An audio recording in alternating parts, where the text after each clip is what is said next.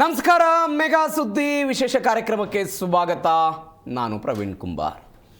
2011 October 20ನೇ ತಾರೀಕಿಗೆ ಬೆಂಗಳೂರಿಗರಿಗೆ ಒಂದು ಆಶಾಭಾವನೆ ಬಂದಿತ್ತು. ಏನು ಆಶಾಭಾವನೆ? ಬೆಂಗಳೂರಿಗೆ ಮೆಟ್ರೋ ಕಾಲಿಡ್ತು. ಬೆಂಗಳೂರಿನ ಟ್ರಾಫಿಕ್ ಈ ಸಂದಣಿ ಏನಿತ್ತು ಅದು ಕಡಿಮೆ ಆಗುತ್ತೆ.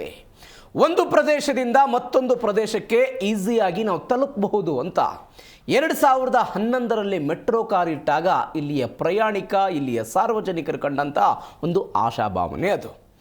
2011ರಲ್ಲಿ ಮೆಟ್ರೋ ಬಂದ ನಂತರ 2017ರಲ್ಲಿ ಮೆಟ್ರೋದ ಮೊದಲ ಹಂತದ ಕಾಮಗಾರಿಗಳೆಲ್ಲವೂ ಕೂಡ ಮುಕ್ತಾಯ ಆದಾಗ ಅವತ್ತು 7.5 ವರ್ಷಗಳ ನಂತರ 10ರಿಂದ 15% ದರವನ್ನು ಏರಿಕೆ ಮಾಡಲಾಗಿತ್ತು. ಅದಾದ ನಂತರ ಕಳೆದ ವರ್ಷ ಫೆಬ್ರವರಿ 2025 ಬರೋಬ್ಬರಿ 101% ದರ ಏರಿಕೆ ಆಯಿತು ಮೆಟ್ರೋದ್ದು. 101%. ಇಡೀ ಬೆಂಗಳೂರಿನಾದ್ಯಂತ ರಾಜ್ಯ ಸರ್ಕಾರದ ವಿರುದ್ಧ, ಕೇಂದ್ರ ಸರ್ಕಾರದ ವಿರುದ್ಧ ಆಕ್ರೋಶದ ನುಡಿಗಳು. ಮೆಟ್ರೋ ಬಳಕೆ ಮಾಡಬೇಕು ಬೇಡವೋ, ಹೋಗಬೇಕು ಬೇಡವೋ, ಈ ಪರಿಪ್ರಮಾಣದಲ್ಲಿ ದರ ಆದರೆ ಹೋಗೋದಾದರೂ ಹೇಗೆ ಅನ್ನುವಂಥ ಪ್ರಶ್ನೆಗಳು ಕಾಡೋಕ್ಕೆ ಶುರುವಾಯಿತು. ಈ ಎಲ್ಲ ಆಕ್ರೋಶವನ್ನು ನೋಡಿ ಆವತ್ತು BMRCL 101% ಏನಾಗಿತ್ತು ಅದನ್ನು 71%ಗೆ ತಂದಿತ್ತು. ಆ 71% ದರ ಏರಿಕೆ ಮಾಡಿ 1 ವರ್ಷ ಆಗಿಲ್ಲ, ಇನ್ನೂ 1 ವರ್ಷ ಆಗಿಲ್ಲ. ಒನ್ಸ್ ಅಗೇನ್ ಇವತ್ತು BMRCL ಫೆಬ್ರವರಿ 9ನೇ ತಾರೀಕಿನಿಂದ 5% ದರ ಏರಿಕೆ ಮಾಡೋದಕ್ಕೆ ಮುಂದಾಗಿದೆ. ಆದೇಶವನ್ನು ಕೂಡ ಹೊರಡಿಸಿಬಿಟ್ಟಿದೆ. ಇದು ಸಹಜವಾಗಿ ಮತ್ತೊಮ್ಮೆ ಸಾರ್ವಜನಿಕರು, ಮೆಟ್ರೋ ಪ್ರಯಾಣಿಕರ ಆಕ್ರೋಶಕ್ಕೆ ಕಾರಣ ಆಗಿದೆ. ಯಾವ ಕಾರಣಗಳಿಂದ ದರ ಏರಿಕೆ ಆಗ್ತಾ ಇದೆ? ದರ ಏರಿಕೆ ಆದಂತೆಯೇ ಸೌಲಭ್ಯಗಳು ಕೂಡ ಮೆಟ್ರೋದಲ್ಲಿ ಸಿಗ್ತಾ ಇದೆಯಾ? ಪ್ರಯಾಣಿಕರು ಇದ್ರ ಬಗ್ಗೆ ಏನಂತಾರೆ? ಈ ಪ್ರಯಾಣದ ದರವನ್ನು ಏರಿಕೆ ಮಾಡುವಾಗ ರಾಜ್ಯ ಸರ್ಕಾರ ಮತ್ತು ಕೇಂದ್ರ ಸರ್ಕಾರದ ಪಾತ್ರಗಳೇನು?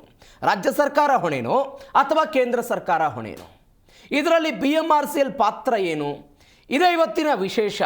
ಮೆಟ್ರೋ ದರ ಭಾರ.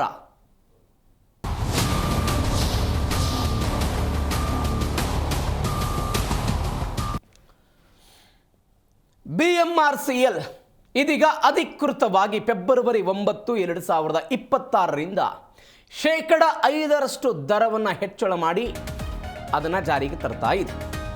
ಮೆಟ್ರೋ ಪ್ರಯಾಣ ದರದ ಅಧಿಕೃತ ಘೋಷಣೆ ಆಗಿರೋದು. ಅಧಿಕೃತ ಘೋಷಣೆ. ವಾರ್ಷಿಕ ದರ ಪರಿಷ್ಕರಣೆ ಜಾರಿಗೆ ತಂದಿದೆ BMRCL. BMRCL ಜಾರಿಗೆ ತಂದಿರೋದು ಫೇರ್ ಫಿಕ್ಸೇಷನ್ ಕಮಿಟಿ ಅಂತ, FFC ಅಂತ ಒಂದು ಕಮಿಟಿ ಇದೆ. 2002ರಲ್ಲಿ ಅದನ್ನು ರಚನೆ ಮಾಡಲಾಗಿತ್ತು. ಸೋಮವಾರದಿಂದ ಮೆಟ್ರೋದ ಹೊಸ ದರ ಜಾರಿಗೆ ಬರ್ತಾ ಇದೆ. ದರದಲ್ಲಿ ₹1ದಿಂದ ₹5 ತನಕ ಹೆಚ್ಚಳ ಆಗ್ತಾ ಇದೆ. ಈ 5% ಏರಿಕೆಯಿಂದ ₹1ದಿಂದ ₹5 ಹೆಚ್ಚಳ. ಒಟ್ಟು 10 ಫೇರ್ ಝೋನ್ಗಳಲ್ಲಿ ದರ ಪರಿಷ್ಕರಣೆ, 10 ಆಯಾಮಗಳಲ್ಲಿ ಅದರ ದರ ಪರಿಷ್ಕರಣೆ ಆಗಿದೆ. ದುಬಾರಿ ದುನಿಯಾ. ಕಾಂಗ್ರೆಸ್ ಸರ್ಕಾರ ಬಂದ ನಂತರ ವಿವಿಧ ವಸ್ತುಗಳು ವಿವಿಧ ಇಲಾಖೆಗಳಲ್ಲಿ ದುಬಾರಿಯಾಗಿದೆ ಅಂತ ಸಾರ್ವಜನಿಕರು ಮಾತನಾಡ್ತಾ ಇರ್ತಾರೆ. ಒನ್ಸ್ ಅಗೇನ್ ಇವತ್ತು ಮೆಟ್ರೋದ ದರ ಏರಿಕೆ ಆಗಿದೆ. ರಾಜ್ಯ ಸರ್ಕಾರದ ವಿರುದ್ಧ ಮತ್ತು ಕೇಂದ್ರ ಸರ್ಕಾರದ ವಿರುದ್ಧವೂ ಕೂಡ ಆಕ್ರೋಶ ಇದೆ. ಬಿಜೆಪಿಯವರು ಅವರ ವಿರುದ್ಧ ಮಾತನಾಡ್ತಾರೆ, ಇವರು ಅವರ ವಿರುದ್ಧ ಮಾತನಾಡ್ತಾರೆ. ಇದರಲ್ಲಿ ಬಡಪಾಯಿ ಆಗ್ತಾ ಇರೋದು ಮಾತ್ರ ಮೆಟ್ರೋ ಪ್ರಯಾಣಿಕ ಅನ್ನೋದು ಗಮನಿಸಬೇಕಾದ ಸಂಗತಿ. ಆದರೆ ಇವತ್ತು ಈ ಮೆಟ್ರೋ ದರ ಏರಿಕೆಯಿಂದ ಏನೆಲ್ಲ ಅವಾಂತರಗಳಾಗಬಹುದು? ಈ ಹಿಂದೆ 13% ಜನ ಮೆಟ್ರೋ ಬಳಕೆಯನ್ನು ಕಡಿತ ಮಾಡಿದ್ರು. ದರ ಏರಿಕೆ ಆದಾಗ ನಾವು ಮೆಟ್ರೋಕ್ಕೆ ಹೋಗಲ್ಲ, BMTCಯಲ್ಲಿ ಹೋಗ್ತೀವಿ, ನಮ್ಮ ಪ್ರೈವೇಟ್ ವೆಹಿಕಲ್ಗಳಿಗೆ ಹೋಗ್ತೀವಿ, ಆಟೋಗಳಿಗೆ ಹೋಗ್ತೀವಿ ಅಂತ. ಈಗ BMRCL ಮತ್ತೊಮ್ಮೆ ದರ ಏರಿಕೆಗೆ ಮುಂದಾಗಿದೆ. ಇದ್ರ ಬಗ್ಗೆ ಜನ ಏನಂತಾರೆ ಒಂದ್ಸರಿ ನೋಡಿ. ಸರ್, ಮೆಟ್ರೋ ದರ ಏರಿಕೆ ಆದ ಪ್ರಕಾರ ಸರ್ ಹೇಳಿದಂಗೆ ನಾವು ಅದು ಕರೆಕ್ಟಾಗಿ ಸ್ಯಾಲ್ರಿ ಮಾಡೋಂಥದ್ದು ಇನ್ಕ್ರಿಮೆಂಟ್ ಮಾಡಿದರೆ ಬೆಟರ್. ಸ್ಯಾಲ್ರಿ ಇನ್ಕ್ರಿಮೆಂಟ್ ಮಾಡಿಲ್ಲ ಅಂದರೆ ಇದು ಮೆಟ್ರೋ ದರ ಏರಿಸಿರೋದು ಹೀನಾಯ. ಅಂದರೆ ಇವಾಗ ಆಲ್ಮೋಸ್ಟ್ ಆಲ್ ಡೆಲ್ಲಿಯಲ್ಲಿ ಆಲ್ಮೋಸ್ಟ್ ಆಲು ಮೆಟ್ರೋದು ರೇಟು ಜಂಪ್ ಆಗಿಲ್ಲ. ನಮ್ಮ ಇಲ್ಲಿ ಯಾಕೆ ಜಂಪ್ ಆಗಿರೋದು ಒಂದು ಕ್ವಶನ್ನು. ಅದೇ ಥರ ಇಲ್ಲಿರ್ತಕ್ಕಂಥ ಜನಸಾಮಾನ್ಯರಿಗೆ ತೊಂದರೆ ಆಗ್ತದೆ. ಈಗ ಹೋಗೋದು ಡೈಲಿ ದುಡುಕಿ ಮಾಡೋಂಥವ್ರು ಎಮರ್ಜೆನ್ಸಿ ಹೋಗ್ಬೇಕಂತ ಹೋಗ್ತಾ ಇದ್ದಾರೆ. ಅಂಥವ್ರಿಗೆ ಕ್ಯಾಶ್ ಇವತ್ತು ಜಾಸ್ತಿ ಕೊಡಬೇಕಂದ್ರೆ ಕಷ್ಟ. 100 ರೂಪಾಯಿ ದುಡಿಯೋರಿಗೆ 110 ರೂಪಾಯಿ ಕೊಡಬೇಕಂದ್ರೆ ಕಷ್ಟ. 10 ರೂಪಾಯಿ ಕೈಲಿ ಹಾಕಿ ಕೊಡಬೇಕು. ಆ ಥರ ಆಗೋದು ನಮಗೆ ಇದು ಸರಿಯಲ್ಲ ಅಂತ ಅನಿಸುತ್ತೆ. ಈ ಥರ ರೇಟ್ ಬಂದ್ಬಿಟ್ಟು ರೈಸ್ ಮಾಡ್ತಾ ಇರೋದು ಪ್ರಯಾಣಿಕರಿಗಾಗಲಿ ಜನಗಳಿಗಾಗಲಿ ತುಂಬ ತೊಂದರೆ ಆಗ್ತಾಯಿದೆ. ಲಾಸ್ಟ್ ಟೈಮ್ ಅವರು ತುಂಬಾ ರೈಸ್ ಮಾಡಿದರು. ಅದರಿಂದ ಜನಗಳಿಗೆ ತುಂಬ ತೊಂದರೆ ಆಗಿ ಮತ್ತು ಸ್ಟ್ರೈಕೆಲ್ಲ ಮಾಡಿ ಅದನ್ನ ಕಮ್ಮಿ ಮಾಡಿಸಿದ್ರು. ಮತ್ತು 5% ಏನೋ ಜಾಸ್ತಿ ಮಾಡ್ತಾಯಿದ್ದಾರಂತೆ.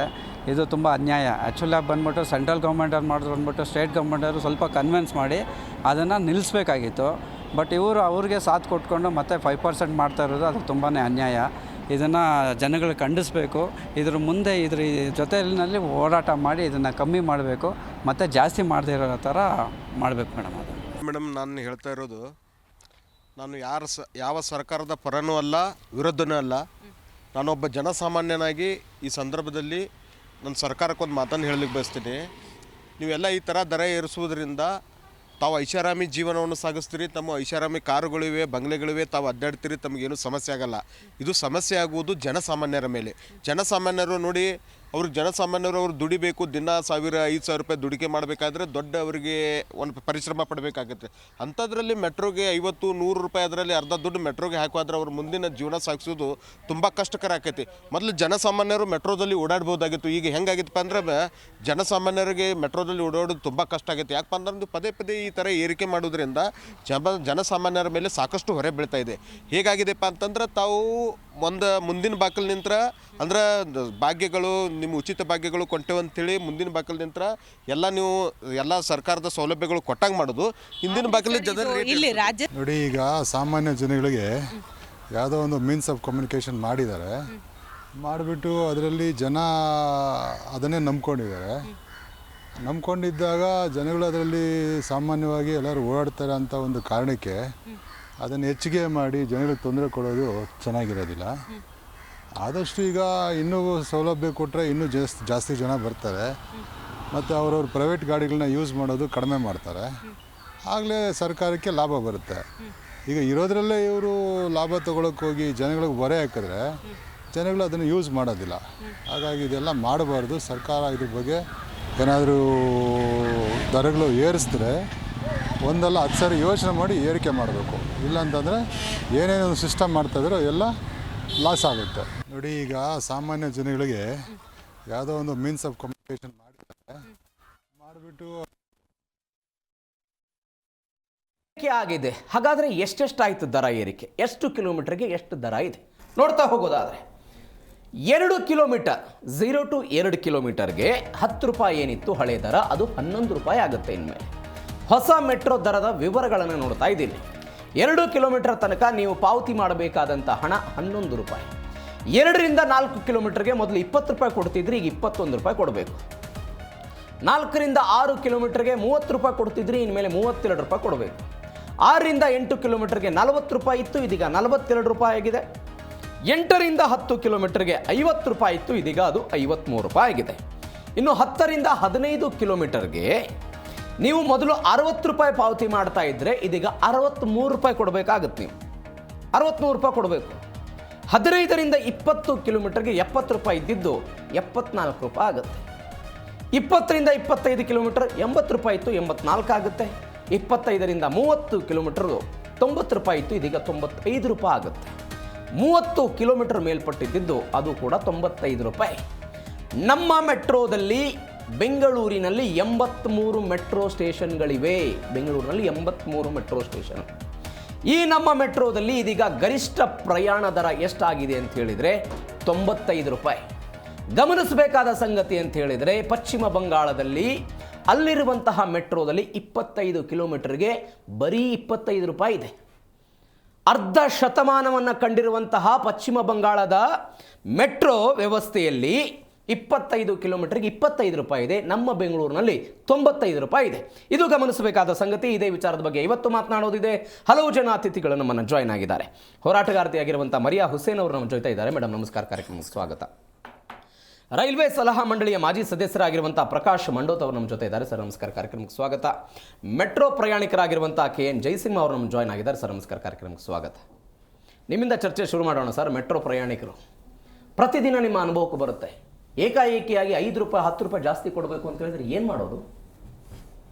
ಅದೇ ಇದು ಭಾರತ ದೇಶದ ವಿವಿಧ ರಾಜ್ಯಗಳಿಗೆ ಹೋಲಿಸಿದ್ರೆ ಕರ್ನಾಟಕ ಅದರ ಬೆಂಗಳೂರಿನಲ್ಲಿ ಭಾಳ ಭಾರಿ ಪ್ರಮಾಣದಲ್ಲಿ ಬೆಲೆ ಏರಿಸಿದ ಪ್ರಕರಣ ಇದಾಗಿದೆ. ಸರ್ ಬರ್ತೀನಿ, ಮಾತಾಡ್ತೀನಿ ನಿಮ್ಮ ಜೊತೆ. ಮೇಡಮ್ ಒಂದು ಸಾಮಾಜಿಕ ವ್ಯವಸ್ಥೆಯಿಂದ ನೋಡೋದಾದರೆ ದರ ಏರಿಕೆ ಅನಿವಾರ್ಯ, ಕಾಲಕ್ಕೆ ತಕ್ಕಂತೆ ಆಗಬೇಕು, ಎಲ್ಲವೂ ಒಪ್ಪಿಕೊಳ್ಳುವಂಥದ್ದೇ. ಆದರೆ ಏರಿಕೆಯ ಪ್ರಮಾಣಗಳು ಹೇಗಿರಬೇಕು, ಯಾವ ದೃಷ್ಟಿಯಿಂದ ಇರಬೇಕು ಅನ್ನೋದು ಭಾರಿ ಪ್ರಶ್ನೆ ಆಗುತ್ತೆ ಮೇಡಮ್. ಒಬ್ಬ ಸಾರ್ವಜನಿಕರ ದೃಷ್ಟಿಯಿಂದ ನೋಡೋದಾದರೆ ಇವತ್ತಿನ ಈ ಬೆಳವಣಿಗೆ ಖಂಡಿತ ಜನರಲ್ ಸಿಟಿಸನ್ ಕಡೆಯಿಂದ ನೀವು ನೋಡಬೇಕಾದ್ರೆ ಯಾವುದೇ ಒಂದು ದರ ಏರಿಕೆ ಮಾಡುವಾಗ ಸೆಂಟ್ರಲ್ ಗೌರ್ಮೆಂಟ್ ಆಗಲಿ ರಾಜ್ಯ ಸರ್ಕಾರ ಆಗಲಿ they have to consider people who are using it. Metro ಯಾರು ಬಳಸ್ತಿದ್ದಾರೆ ಸಿಟಿಸನ್, ಜನರಲ್ ಸಿಟಿಸನ್, ಅವ್ರಿಗೆ ಎಷ್ಟು ಕನ್ವೀನಿಯೆಂಟ್ ಆಗುತ್ತೆ, ಅವ್ರಿಗೆ ಎಷ್ಟು ತೊಂದರೆ ಆಗುತ್ತೆ ಇದರಿಂದ. Because the basic need of metro is to control traffic ಕಡಿಮೆ ಆಗಬೇಕು, ಏರ್ ಪೊಲ್ಯೂಷನ್ ಕಡಿಮೆ ಆಗಬೇಕು ಸಿಟಿಯಲ್ಲಿ. ಆಮೇಲೆ ಜನರಿಗೆ ಓಡಾಡೋಕ್ಕೆ ಒಂದು extra public transport apart from bus ಇದ್ದರೆ ಜನರಿಗೆ they can use the metro instead of using ಅವ್ರ 2 ವೀಲರ್ಸ್ ಆಗಲಿ ಅವ್ರ ಕಾರ್ಸ್ ಆಗಲಿ ಅದೆಲ್ಲ ಸ್ಟಾಪ್ ಮಾಡಿಬಿಟ್ಟು ಜನಕ್ಕೆ ನೀವು ಎನ್ಕರೇಜ್ ಮಾಡ್ತೀರಾ ಅವ್ರನ್ನ ಬಂದು ಪಬ್ಲಿಕ್ ಟ್ರಾನ್ಸ್ಪೋರ್ಟ್ ಯೂಸ್ ಮಾಡಿ ಅಂತ ಹೇಳಕ್ಕೆ. So by doing that when ಬೆಂಗಳೂರಿಗೆ ಮೆಟ್ರೋ ಬಂದಾಗ ಜನ ಎಷ್ಟು ಖುಷಿ ಪಟ್ಟರು, ಸಂತೋಷ ಪಟ್ಟರು ಅಂದರೆ because transporting going from one place to another it was easy for people ಅಲ್ವಾ. ಇವಾಗ ನೀವು ಬಂದು ಅದೇ ಬೆಲೆ ಏರಿಕೆ ನೀವು ಎಕ್ಸಾಂಪಲ್ ಇವಾಗ ನೀವು ತೋರಿಸ್ತಾ ಇದ್ರಿ ಸ್ಲ್ಯಾಬ್ಸ್ ಅಲ್ಲಿ minimum charges are 10 rupees. After they gonna raise it's gonna go from 11 rupees to 90 rupees. 90 rupees ಒಂದು 95 rupees ಒಂದು middle class. Most of the people who are using metro are middle class and lower middle class. Not upper class is very small number if you see who's using the metro. So 95 rupees per day if an employee at a company wherever he is working and if he is using the metro every day, adana ನೀವು calculate ಮಾಡಿದ್ರೆ at least for 24-25 days he'll be shelling out 3000 rupees only on metro charges. So that 3000 rupees when he is not getting a salary hike, our salary ಏನು hike ಆಗಿಲ್ಲ, ಬೆಲೆ ಏರಿಕೆ if you see at every level ಬೆಲೆ ಏರಿಕೆ is killing a common man. So ಇದರಲ್ಲಿ this is again burdening a common man, killing a common man. So the ಸರ್ಕಾರ, central government ಆಗಲಿ ಕೇಂದ್ರ ಸರ್ಕಾರ ರಾಜ್ಯ ಸರ್ಕಾರ is not working towards the betterment of people, towards the betterment of citizen. It's very simple.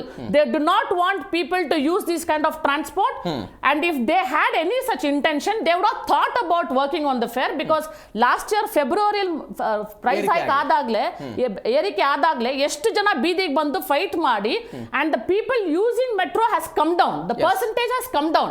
So by doing this what are you trying to send a message? By doing this ಒಂದೇ message ಕಳಿಸಿದ್ದಾರೆ, use ಮಾಡಬೇಡಿ metro, use ಮಾಡಬಾರ್ದು ನೀವು, ತಿರ್ಗಾ pollution ಜಾಸ್ತಿ ಆಗಬೇಕು, people should start using their own vehicles and get back to BMTC bus. Madam ನೀವು ಹೇಳ್ತಾ ಇದ್ದೀರಿ ಸಾರ್ವಜನಿಕರ ವೆಚ್ಚ ಜಾಸ್ತಿ ಆಗಿದೆ, ಬೇರೆ ಬೇರೆ ಸ್ತರಗಳಲ್ಲಿ ಬೆಲೆ ಏರಿಕೆ ಆಗಿದೆ, ಸ್ಯಾಲ್ರಿಗಳು ಜಾಸ್ತಿ ಆಗಿಲ್ಲ ಅಂತ ಮಾತನಾಡ್ತಾ ಇದ್ರಿ. ಬಟ್ BMRC ಅವರು ಹೇಳ್ತಾ ಇದ್ದಾರೆ ಮೆಟ್ರೋ ನಿರ್ವಹಣೆ ಮತ್ತು ಕಾರ್ಯಾಚರಣೆ ವೆಚ್ಚ ಕಳೆದ ವರ್ಷಕ್ಕೆ ಹೋಲಿಕೆ ಮಾಡಿದರೆ ಈ ವರ್ಷ 10.20% ಹೆಚ್ಚಾಗಿದೆ, ಹೀಗಾಗಿ ನಮಗೆ ದರ ಏರಿಕೆ ಅನಿವಾರ್ಯವಾಗಿದೆ ಅಂತ ಅವ್ರು ಹೇಳ್ತಾರೆ. ಸೊ ಲೈಕ್ ಐ ಸೆಡ್ ದರ ಏರಿಕೆ ನಿಮಗೆ ಅನಿವಾರ್ಯ ಇವ್ರು ಹೇಳ್ತಿದ್ದಾರೆ, BMRC ಅವ್ರು ಹೇಳ್ತಿದ್ದಾರೆ. ಸೊ ಲೈಕ್ ಐ ಸೆಡ್ ನೀವು ದರ ಏರಿಕೆ ಮಾಡಬೇಡಿ ಅಂತ ನಾವು ಹೇಳ್ತಿಲ್ಲ. So certain percentage considering the people by not burdening the people ಮಾಡಿ ಕನ್ಸಿಡರ್ ಮಾಡಿ. Who is using, if you are developing a product, ಆ ಪ್ರಾಡಕ್ಟ್ ಯಾರು ಯೂಸ್ ಮಾಡ್ತಾರೆ ಅದ್ರ ಬಗ್ಗೆ ನೀವು ಯೋಚನೆ ಮಾಡ್ತಾನೆ you will get it in to the market ಅಲ್ವಾ. ಯಾವುದೇ ಒಂದು ಪ್ರಾಡಕ್ಟ್ ನೀವು ತಗೊಂಡ್ ಬರ್ಬೇಕಾದ್ರೆ ಮಾರ್ಕೆಟ್ಗೆ ಹೂಸ್ ಅದನ್ನ ಉಪಯೋಗ ಮಾಡೋರು ಯಾರು, ಅವರನ್ನ ಮೈಂಡ್ ಅಲ್ಲಿ ಇಟ್ಕೊಂತಾನೆ ನೀವು ಅದನ್ನ ಡೆವಲಪ್ ಮಾಡ್ತೀರಾ. ಸೊ ಇಂತಹ ಒಂದು ಸಿಚುವೇಶನ್ ಅಲ್ಲಿ ನೀವು ಮೆಟ್ರೋ ಜನರಿಗೋಸ್ಕರ ಬೆಟರ್ಮೆಂಟ್ಗೋಸ್ಕರ ನೀವು ತಗೊಂಡ್ ಬಂದಿದ್ದೀರಾ. ಕಮ್ಯೂಟಿಂಗ್ ಈಸಿ ಆಗಬೇಕು, ಜನರಿಗೆ ತಲುಪಿಸಬೇಕು, half an hour 20 minutes 10 minutes ಅಲ್ಲಿ ಈ ಡಿಸ್ಟೆನ್ಸ್ ಇದೆ, ಈ ಡಿಸ್ಟೆನ್ಸ್ ಅವ್ರು ಹೋಗ್ಬೇಕು, ಮಾಡಿರೋದು ಅದಕ್ಕೋಸ್ಕರ ತಾನೇ. ನಾವು ಮಾಡ್ಲೇಬೇಡಿ ಅಂತ ಹೇಳ್ತಿಲ್ಲ. If you take India, complete Indiaದಲ್ಲಿ Karnataka ನಮ್ಮ metro is the highest fares charged all over the country. India ಅತ್ಯಂತ ದುಬಾರಿ ಮೆಟ್ರೋ ಇಡೀ ಭಾರತದಲ್ಲಿ India is paying the highest fare. Why are we getting penalized? Why aren't the other states getting penalized? Karnataka is paying the highest taxes, Karnataka is paying the highest metro charges, then what are we getting in return from the central government? ಇದು ಒಂದು ದೊಡ್ಡ ಪ್ರಶ್ನೆ ಆಗಿದೆ. ನಮ್ಮ ಎಂಪಿಗಳು ಏನ್ ಮಾಡ್ತಿದ್ದಾರೆ? What are our MPs doing? Because MPs are the people who are supposed to raise our voice. ನಮಗೋಸ್ಕರ ಆವಾಜ್ voice rice ಮಾಡ್ಬೇಕಂದ್ರೆ ಯಾರು ಮಾಡಬೇಕು? MPs are supposed to be doing. ಏನ್ ಮಾಡ್ತಿದ್ದೀರಾ? Why are you not questioning this? Whatever MP, BJP MPs ಆಗಲಿ, Congress MPs ಆಗಲಿ, you are working for people, you people's representative. Why are you not questioning this? ಅಷ್ಟೇ ನಾವು ಕೇಳ್ತಿರೋದು. Yes madam. Prakash ಮಂಡೋತ್ ಅವರು, ಜನರಿಗೊಂದು ಕುತೂಹಲ ಇದೆ, ಮೆಟ್ರೋ ದರ ಏರಿಕೆ ಹೆಂಗಾಗುತ್ತೆ, ಪರಿಷ್ಕರಣೆ ಹೆಂಗಾಗುತ್ತೆ? ಅದು ಕೇವಲ ರಾಜ್ಯ ಸರ್ಕಾರದ ಪಾತ್ರ ಇರುತ್ತೋ, ಕೇವಲ ಕೇಂದ್ರ ಸರ್ಕಾರದ ಪಾತ್ರ ಇರುತ್ತೋ? How it is? ನೋಡಿ, ಈ ಮೆಟ್ರೋ ಜಾಯಿಂಟ್ ವೆಂಚರ್ ಪ್ರಾಜೆಕ್ಟ್ ಖಂಡಿತ ನಿಜ. ಜಾಯಿಂಟ್ ವೆಂಚರ್ ಸೈನ್ ಆದಮೇಲೆ the total responsibility lies with the board, BMRCL. ಹೌದು, BMRCL ಬೋರ್ಡ್. ಅದು ಕೇಂದ್ರ ಸರ್ಕಾರ ಬರಲ್ಲ, ಆ ಬೋರ್ಡ್ ಡಿಸಿಷನ್ ತಗೊಳುತ್ತೆ ಒಂದು. ಆಮೇಲೆ ಬೋರ್ಡು ಅಲ್ಲಿ ಕೇಂದ್ರ ಸರ್ಕಾರದ ಪ್ರತಿನಿಧಿಗಳು, ರಾಜ್ಯ ಸರ್ಕಾರದ ಪ್ರತಿನಿಧಿಗಳು ಇರ್ತಾರೆ. ಹೈಕೋರ್ಟ್ನ ನಿವೃತ್ತ ನ್ಯಾಯಾಧೀಶರು ಕೂಡ ಇರ್ತಾರೆ. ಇಲ್ಲ, ಅದು ಫೇರ್ ಫಿಕ್ಸೇಷನ್ ಕಮಿಟಿಲಿ ಮಾತ್ರ, ಬೋರ್ಡಲ್ಲಿ ಇರಲ್ಲ. ಓಕೆ. ಆಮೇಲೆ ಈ ನಿಮ್ಮ ಈ ಮ್ಯಾನೇಜ್ಮೆಂಟ್ ಕಮಿಟಿ, ಮ್ಯಾನೇಜ್ಮೆಂಟ್ ಟೀಮ್ ಇದೆಯಲ್ಲ, MD, ಅದೆಲ್ಲ ರಾಜ್ಯ ಸರ್ಕಾರ ಅಪಾಯಿಂಟ್ ಮಾಡುತ್ತೆ. ಓಕೆ. ನಾಟ್ ಕೇಂದ್ರ ಸರ್ಕಾರ. ಓಕೆ. ಕೇಂದ್ರ ಸರ್ಕಾರ as a mass transport, as a metro ಜಾಲ ಎಲ್ಲ ಕಡೆ ಎಲ್ಲ ಪ್ರದೇಶಗಳು ಇರಬೇಕು ಅಂತ ಇವರು ಪ್ರಸ್ತಾಪನೆ ಕಳಿಸುವಾಗ ಅವರು ಅದಕ್ಕೆ ಫೈನಾನ್ಷಿಯಲ್ ಸಪೋರ್ಟ್ ಕೊಡ್ತಾರೆ, ಟೆಕ್ನಿಕಲ್ ಸಪೋರ್ಟ್ ಕೊಡ್ತಾರೆ. ಅವ್ರದ್ದು ಅಷ್ಟೇ. ಏನು ಒಪ್ಪಂದ ಮಾಡ್ಕೊಂಡಿದ್ದಾರೆ that they follow. Okay. Total management is done by BMRCL. ಅದಕ್ಕೆ ರಾಜ್ಯ ಸರ್ಕಾರಕ್ಕೆ ಅದು ಎಲ್ಲ ಪವರ್ಸ್ ಇರೋದು, ನಾಟ್ ಫಾರ್ ಕೇಂದ್ರ ಸರ್ಕಾರ. ಒಂದು let me be very clear. ಯಾರು ಕೇಳಿದ್ರು ನೀವು ಬೇಸಿಕ್ ನಾಲೆಜ್, ಬಿಕಾಸ್ ಕಾನ್ಸ್ಟಿಟ್ಯೂಟ್ ಮಾಡೋದು ಕರ್ನಾಟಕ ಸರ್ಕಾರ.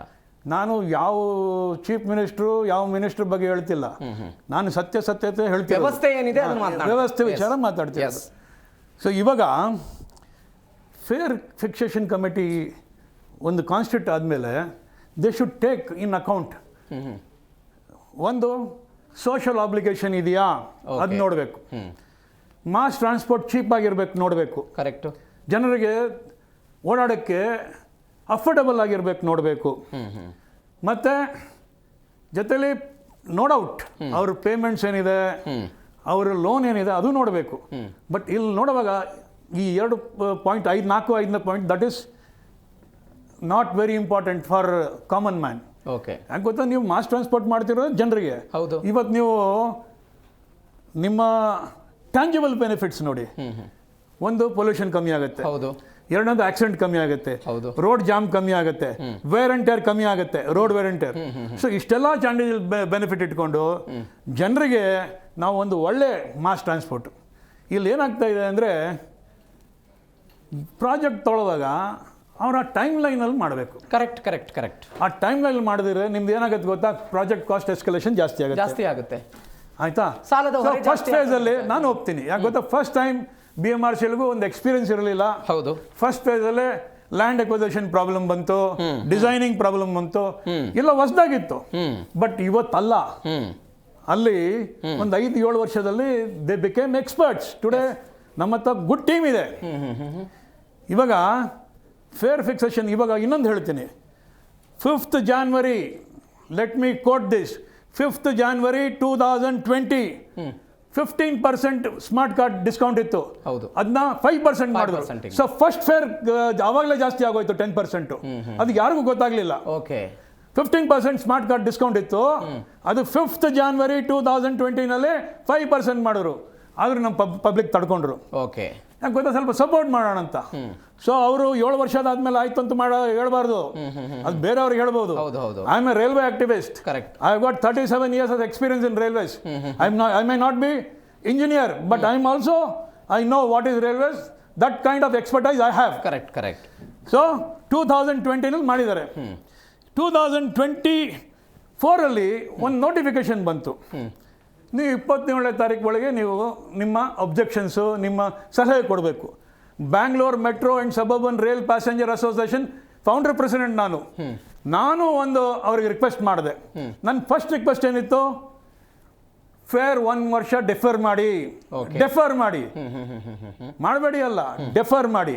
ಯಾಕೆ ಮಾಡಬೇಕು ಅಂದರೆ, ಯೆಲ್ಲೋ ಲೈನು ಚಾಲು ಆಪರೇಷನ್ ಮಾಡೋ ಆ ಒಂದು ಡೇಟ್ ಹತ್ತಿರ ಇತ್ತು. ಕೋಚಸ್ ಬರಲಿಲ್ಲ ಚೆನ್ನೈಯಿಂದ, ಟಿಟ್ಲಗರಿಂದ. ಹೌದು. ಅರ್ಥ ಆಯ್ತಾ? ನಮ್ಮ ಚೈನಾಯಿಂದ. ಸೊ ಅದಕ್ಕೆ ವಿಳಂಬ ಆಯಿತು. ನಿಮ್ಮ ಟ್ರ್ಯಾಕ್ ರೆಡಿ ಇದೆ, ಸಿಗ್ನಲಿಂಗ್ ಸಿಸ್ಟಮ್ ರೆಡಿ ಇದೆ, ವಯಾಡಕ್ಟ್ ರೆಡಿ ಇದೆ, ಅವರೆಲ್ಲ ಟೆಸ್ಟಿಂಗ್ ಮಾಡಿದ್ದಾರೆ. ಬಟ್ ಓಪನ್ ಮಾಡೋಕ್ಕೆ ಕೋಚಸ್ ಬೇಕಲ್ಲ, ಕೋಚಸ್ ಬೇಕು. ಸೊ ನಾನೇನು ಹೇಳಿದೆ, ನೀವು ಎಲ್ಲೋ ಲೈನ್ ಕಾನ್ಸಂಟ್ರೇಟ್ ಮಾಡಿ, ನೀವು ಏರ್ಪೋರ್ಟ್ ಲೈನ್, ಬ್ಲೂ ಲೈನು ಮತ್ತು ORR line, outer ring road, ಇದು ಕಾನ್ಸಂಟ್ರೇಟ್ ಮಾಡಿ, ನಿಮ್ಮ ರೈಡರ್ಶಿಪ್ ಜಾಸ್ತಿ ಆಗುತ್ತೆ. ಅದ್ರ ಜೊತೆಯಲ್ಲಿ ನಾನ್ ಫೇರ್ ರೆವಿನ್ಯೂ ಬಾಕ್ಸ್ ಅಂತೀವಿ, ಅದು ಜಾಸ್ತಿ ಮಾಡಿ. ಅದಂದರೆ advertisement in metro advertisement, outside train coach advertisement, inside station advertisement. ನಿಮ್ಮ ಹತ್ರ ಸ್ಪೇಸಸ್ ಇದೆ, ಬಾಡಿಗೆ ಕೊಡೋದು, ಅದು ಬಾಡಿಗೆ ಕೊಡೋದು, ಸ್ಟಾಲ್ಸ್ ಕೊಡಿ, ಹೋಟೆಲ್ ಕೊಡಿ. ನಿಮ್ಮ ಹತ್ರ ಲ್ಯಾಂಡ್ ಬ್ಯಾಂಕ್ ಇದೆ, ಅದನ್ನ ಸದುಪಯೋಗಿಸ್ಕೊಳ್ಳಿ. ಅಂದರೆ ಅದ್ರ ಬಗ್ಗೆ ಗಮನ ಕೊಡಿ. See that is you need expertise. Correct. You should engage a right agency. ಇದು ನಾನು 15 months ಹೇಳ್ತಾ ಇದ್ದೀನಿ, ತಲೆಗೆ ಹೋಗ್ತಿಲ್ಲ. ಇನ್ನೊಂದು, ಇವತ್ತು ನೋಡಿ, ಮೆಟ್ರೋ ಪ್ಯಾಸೆಂಜರ್ ಟ್ರಾಫಿಕ್ಕು ಇನ್ನೊಂದು 25% ಜಾಸ್ತಿ ಆಗ್ಬೋದು. ಹೇಗೆ ಅಂದರೆ ಲಾಸ್ಟ್ ಮೈಲ್ ಕನೆಕ್ಟಿವಿಟಿ ಇಲ್ಲ. ಇವಾಗ ನಾನು ಬರ್ತಾ ಸುಮಾರು ಜನ ಮಾತಾಡ್ಕೊಂಡು ಬಂದೆ. ಐ ಟ್ರಾವೆಲ್ ನಾವು 2 kilometers ವಾಕ್ ಮಾಡಿದ್ರು I travel by metro. I give my first travelling ಇದು ಮೆಟ್ರೋಗೆ. ನಾನು ಸ್ಟೂಡೆಂಟ್ಸ್ ಹತ್ರ ಮಾತಾಡಿದೆ, ಅಡ್ವೊಕೇಟ್ಸ್ ಹತ್ರ ಮಾತಾಡಿದೆ, ಕಾಮನ್ ಆ ತರಕಾರಿ ತೊಗೊಂಡೋಗ್ತಾರೆ ಟ್ರೈನ್ನಲ್ಲಿ, ಯಶವಂತಪುರ್ಗೆ ಹೋಗ್ತಿದ್ರು ಕೇರ್ ಮಾಡ್ಕೊಂಡು ಹತ್ಕೊಂಡು, ಆ ಫ್ಲವರ್ಸ್ ಅವ್ರು ಮಾತಾಡಿದ್ರೆ, ಸರ್ ತುಂಬ ದುಬಾರಿ ಆಗ್ಬಿಡುತ್ತೆ, ನಮ್ಗೆ ತುಂಬ ಕಷ್ಟ ಆಗುತ್ತೆ ಸರ್ ಅಂತ. ಆ ಸ್ಟೂಡೆಂಟ್ ಒಬ್ಬ SS ಅಕಾಡೆಮಿಕ್ ಬರ್ತಾನೆ, ಜ್ಞಾನೇಶ್ ಅಂತ, ಅವನು ಹೇಳ್ದ, sir it is too much. Correct. So ನಾನು ಮಾತಾಡ್ಕೊಂಡು ಬಂದಿದ್ದೆ, ನನಗೆ ಒಂಥರ ರಿಯಾಕ್ಷನ್ ಸಿಕ್ತು. Yes sir. ಸೊ ಇವಾಗ ನಾನು ಅವ್ರಿಗೇನು ಹೇಳಿದೆ, ಇಲ್ಲೇ ಒಂದು ಚರ್ಚೆ ನಡೀತು, ಒಂದು 20 days ಬ್ಯಾಕ್ ಇದೇ ವಿಚಾರದಲ್ಲಿ ಒಂದು ಚರ್ಚೆ ನಡೀತು. ಅವತ್ತು ನಾನು ಸಲಹೆ ಕೊಟ್ಟಿದ್ದೆ, ನಾನು ಟ್ವೀಟ್ ಮೂಲಕನೂ ಒಂದು ಸಲಹೆ ಕೊಟ್ಟಿದ್ದೆ. ನೋಡಿ, ನೀವು ಇನ್ನೂ 1 ವರ್ಷ ಆಗಿಲ್ಲ, ನೀವು ಡೆಫರ್ ಮಾಡಬೇಕು. ಯಾಕೆ ಡೆಫರ್ ಮಾಡಬೇಕು ಅಂದರೆ, ಎಲ್ಲೋ ಲೈನ್ ಚಾಲೂ ಆಗಿದೆ, ಅಲ್ಲಿಂದ ಟ್ರಾಫಿಕ್ ಡೆನ್ಸಿಟಿ ಜಾಸ್ತಿ ಇದೆ, ಅಲ್ಲಿಂದ ನಿಮ್ಗೆ ಅರ್ನಿಂಗ್ಸ್ ಬರ್ತಿದೆ. ದಯವಿಟ್ಟು ಸದ್ಯಕ್ಕೆ ನೀವು ಅದನ್ನ ಡೆಫರ್ ಮಾಡಿ. ಓಕೆ, ಸರಿ. ಇನ್ನೊಂದು, ನೀವು ಬ್ಲೂ ಲೈನು ORR ಲೈನ್ನ ಜಾಸ್ತಿ ಅದನ್ನ ಕಂಪ್ಲೀಟ್ ಮಾಡೋ ದೃಷ್ಟಿಯಲ್ಲಿ ಫೋಕಸ್ ಮಾಡಿ. ನಾನ್ ಫೇರ್ ರೆವಿನ್ಯೂ ಬಾಕ್ಸ್, ಒಂದು ನಿಮಿಷ, ಲೆಟ್ ಮಿ ಕಂಪ್ಲೀಟ್. ಅದು ನಿಮ್ಮ ಅರ್ನಿಂಗ್ ಜಾಸ್ತಿ ಮಾಡೋ ವಿಚಾರದಲ್ಲಿ ಸ್ವಲ್ಪ ಗಮನ ಕೊಡಿ. ಇನ್ನೊಂದು, ನಿಮಗೆ ಮಾಡಲೇಬೇಕು ಅಂದರೆ ಆ ಡಿಜಿಟಲ್ ಪೇಮೆಂಟ್ ಅಂತ ಇದೆ, UPI payment, QR code payment, smart card payment, ಅದು 3 ಜಾಸ್ತಿ ಮಾಡಬೇಡಿ. ಆ ಕ್ಯಾಶ್ ಕೊಟ್ಟು ಟೋಕನ್ ತೊಗೊಳ್ತಾರಲ್ಲ, ಅದಕ್ಕೆ ಮಾತ್ರ ನೀವು 5% ಎಫೆಕ್ಟಿವ್ ಮಾಡ್ಕೊಳ್ಳಿ. ನಿಮಗೆ ಬೇರೆ ವಿಧಿನೇ ಇಲ್ಲಿದ್ರೆ ಆ ಕ್ಯಾಶ್ ತೊಗೊಳೋದು ಮಾತ್ರ ನೀವು ಅದಕ್ಕೆ ಅನ್ವಯ ಆಗಲಿ. ಈ 3ಕ್ಕೆ ಬಿಟ್ಬಿಡಿ. ಇವಾಗ ನಾನು ಇನ್ನೊಂದು ಯಾಕೆ ಹೇಳ್ತೀನಿ ಅಂದರೆ, ಸರ್ ಇವಾಗ ನಾನು ಸ್ಮಾರ್ಟ್ ಕಾರ್ಡು ಇವಾಗ ನಾನು ತೀರ್ಮಾನ ಮಾಡಿಬಿಟ್ಟಿದ್ದೀನಿ. ಈ ಸ್ಮಾರ್ಟ್ ಕಾರ್ಡಲ್ಲಿ ನಾನು 400-500 ರೂಪಾಯಿ ಇಟ್ಕೊಳ್ತಿದ್ದೆ. ಇವಾಗ ನಾನು 100 ರೂಪಾಯಿ ಮೇಲೆ ಇಡಲ್ಲ. ಯಾಕೆ ಇಡಲ್ಲ? ಯಾಕೆ ಇಡಬೇಕು? 500 ರೂಪಾಯಿ ಇದ್ದರೆ for 1 week I may not use. ಅದು ಅವರಿಗೆ ಇಂಟ್ರೆಸ್ಟ್ ಬರುತ್ತೆ ಬ್ಯಾಂಕಲ್ಲಿ ಇದ್ರೆ ದುಡ್ಡು. ಸೊ ಆ ಇಂಟ್ರೆಸ್ಟ್ ಕ್ಯಾಲ್ಕುಲೇಟ್ ಮಾಡಿ. ನಾನೊಬ್ಬ ಬಿಸ್ನೆಸ್ ಮ್ಯಾನ್ ಕೂಡ. ಕರೆಕ್ಟ್. ಸೊ ನಾನು ಇವಾಗ ನನಗೆ ಎಷ್ಟು ಟ್ರಾವೆಲ್ ಮಾಡಬೇಕು ಅಷ್ಟೇ ಚಾರ್ಜ್ ಮಾಡ್ತೀನಿ. ನಾನು ಯಾಕೆ 500 ರೂಪಾಯಿ ಇಡಬೇಕು?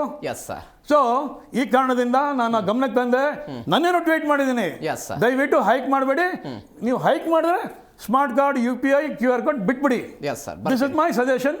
ನಾನು ಸರ್ಕಾರಕ್ಕೂ, ಸನ್ಮಾನ್ಯ DK ಶಿವಕುಮಾರ್ ಅವ್ರಿಗೂ, ಸನ್ಮಾನ್ಯ ಮುಖ್ಯಮಂತ್ರಿಯಾದ ಸಿದ್ದರಾಮಯ್ಯ ಅವ್ರಿಗೂ ನನ್ನ ರಿಕ್ವೆಸ್ಟು, ದಯವಿಟ್ಟು ಇದಕ್ಕೆ ಹೊರೆ ಯಾರಿಗೆ ಬೀಳುತ್ತೆ ಅಂದರೆ, ತುಂಬ ಮಧ್ಯಮ ಕೀಳುವರ್ಗಕ್ಕೆ ಬೀಳುತ್ತೆ, ಸ್ಟೂಡೆಂಟ್ಸ್ ಬೀಳುತ್ತೆ.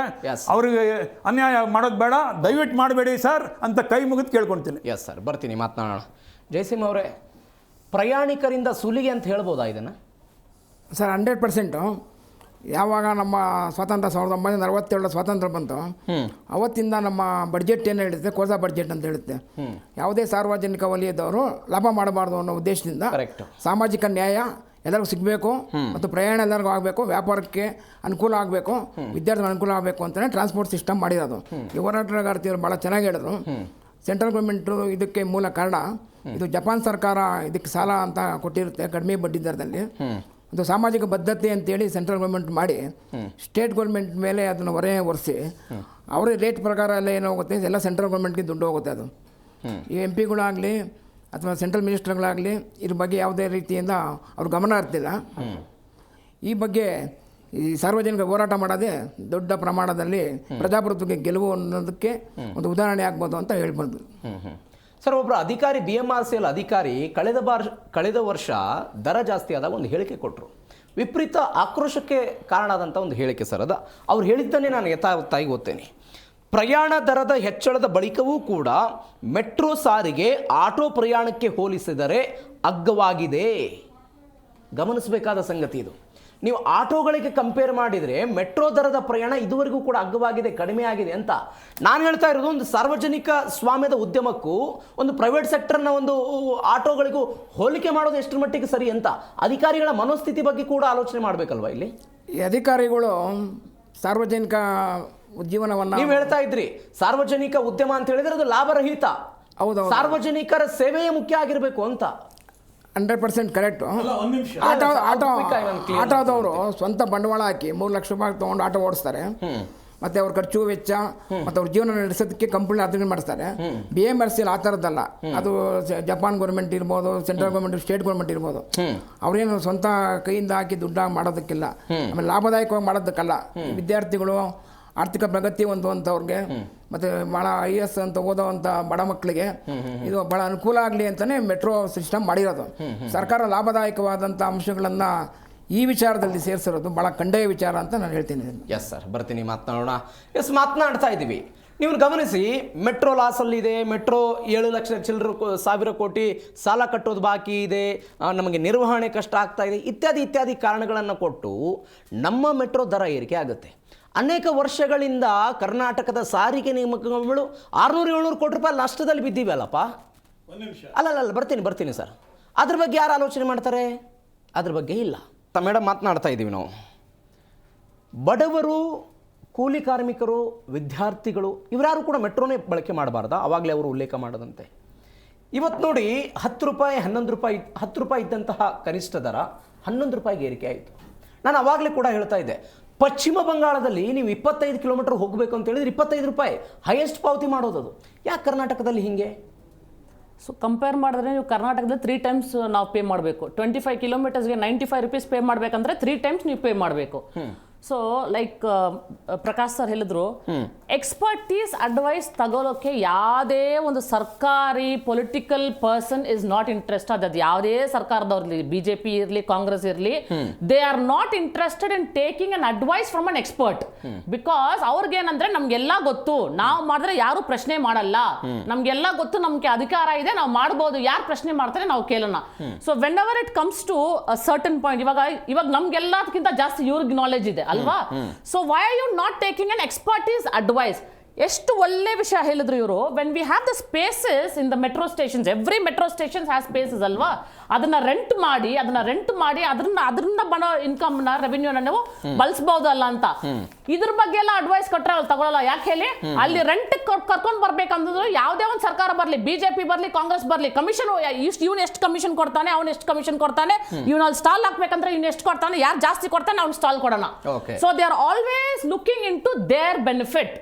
ಇದು ಪೊಲಿಟಿಕಲ್ ಬೆನಿಫಿಟ್ ಗೋಸ್ಕರ ಇವರು ಯಾವುದೇ ಒಂದು ಚೇಂಜಸ್ ತಗೊಂಡ್ ಬಂದ್ರು, very correctly he said, certain points ಗೆ ಮಾತ್ರ it is the central government which is involve.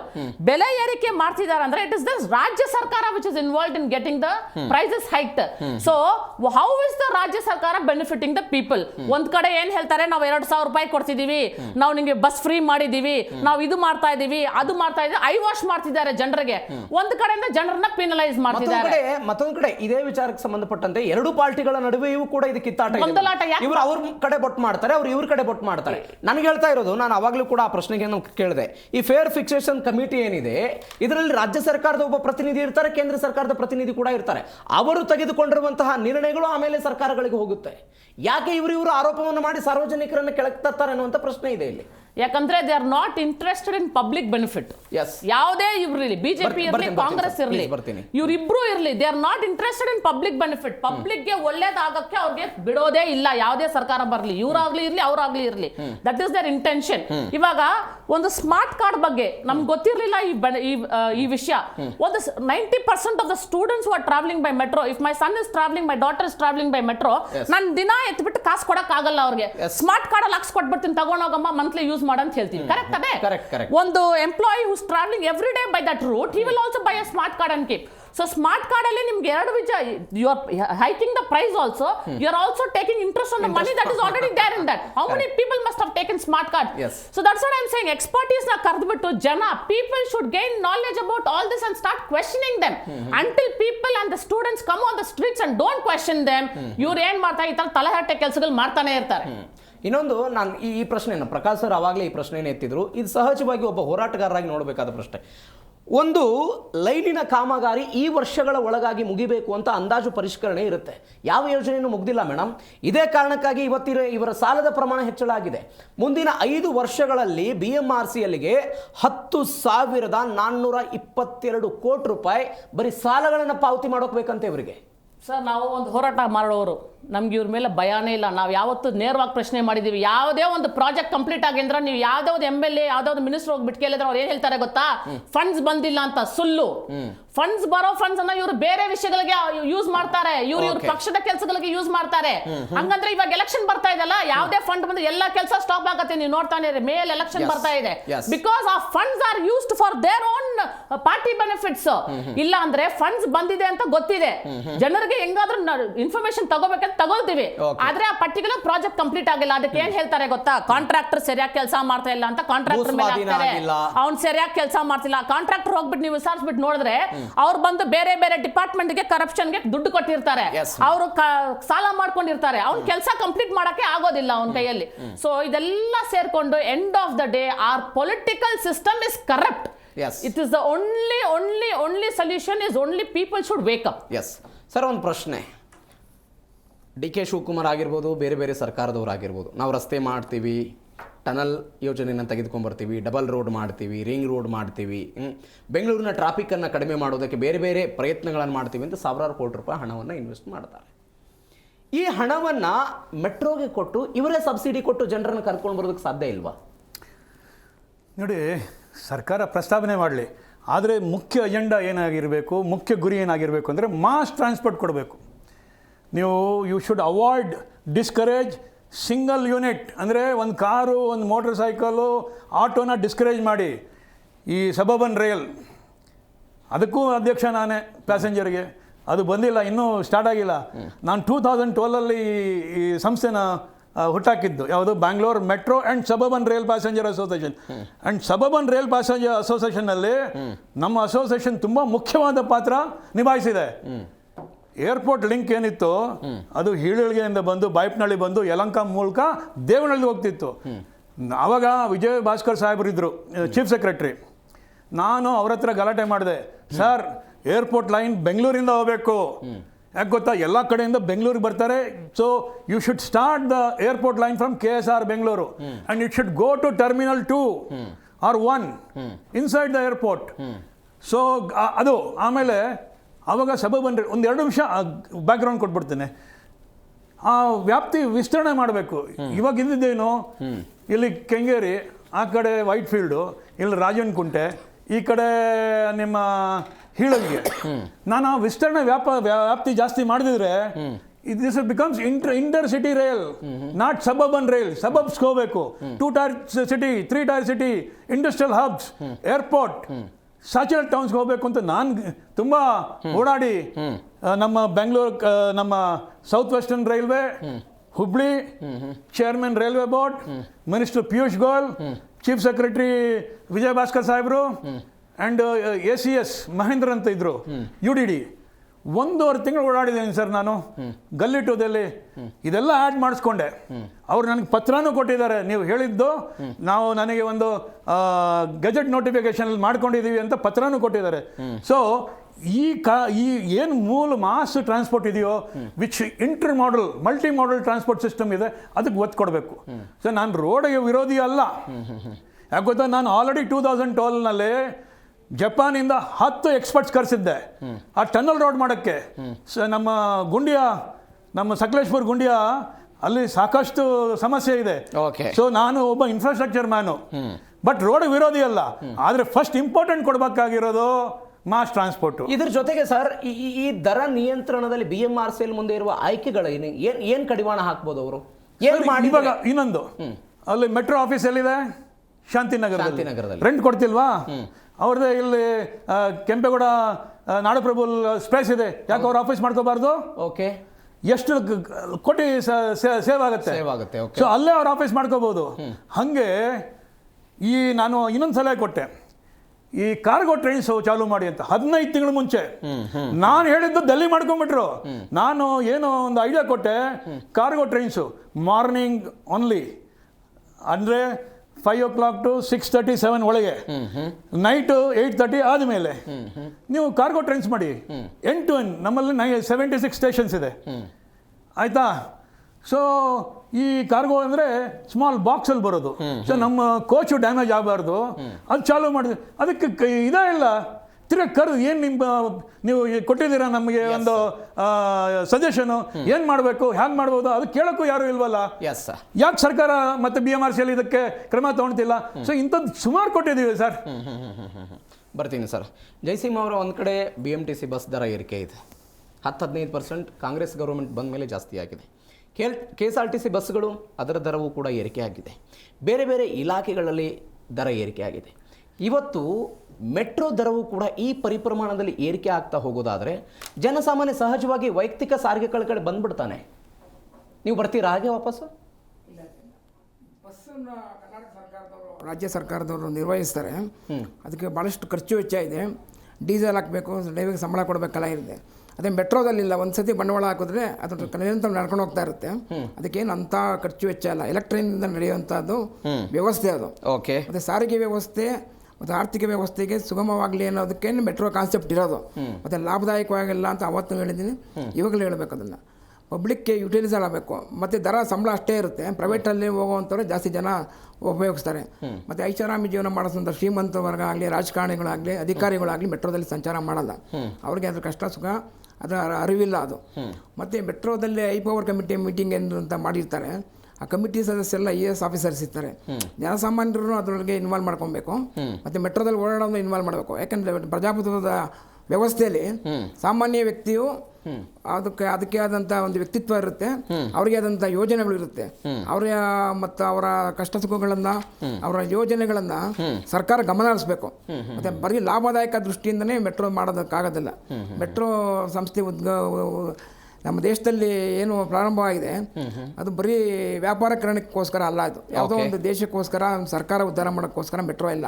ಜನಸಾಮಾನ್ಯರ ಉದ್ಧಾರ ಆಗಲಿ, ಅವ್ರಿಗೆ ಅನುಕೂಲ ಆಗಲಿ ಅನ್ನೋದಕ್ಕೆ ಮೆಟ್ರೋ ಇರೋದ್ರಿಂದ ಪದೇ ಪದೇ ಇವರು ಏರಿಕೆ ಮಾಡ್ತಾ ಇರೋದು ಭಾಳ ವಿಷಾದನೀಯ ವಿಚಾರ ಇದು.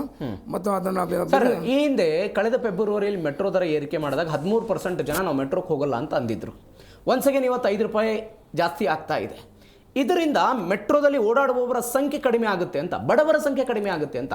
ಈಗ MNC ಕಂಪನಿಗಳಿಗೆ ಹೋಗೋರು, ಲಕ್ಷಾಂತರ ರೂಪಾಯಿ ಸಂಬಳವನ್ನು ತೆಗೆದುಕೊಂಡು ಹೋಗೋರು ಹೇಗೋ ಸಂಭವ ಅಡ್ಜಸ್ಟ್ ಮಾಡಿ ಹೋಗ್ಬೋದು. ಈಗ ಸರ್ ಅವಾಗಲೇ ಹೇಳ್ತಾ ಇದ್ರು, KR ಮಾರ್ಕೆಟಿಂದ ಆ ಕಡೆ ನೀವು ಬೆಂಗಳೂರು ಎಂಟ್ರಿ ಏನಾಗ್ತೀರಿ, ಮಾದಾವರ ಆಗಿರ್ಬೋದು, ಯಶವಂತಪುರ ಆಗಿರ್ಬೋದು, ಆ ಭಾಗಗಳಿಗೆ ಹೂಗಳನ್ನು ತೆಗೆದುಕೊಂಡು ಹೋಗ್ತಾರೆ, ತರಕಾರಿಗಳನ್ನು ತೆಗೆದುಕೊಂಡು ಹೋಗ್ತಾರೆ, ಸೊಪ್ಪುಗಳನ್ನು ತೆಗೆದುಕೊಂಡು ಹೋಗ್ತಾರೆ.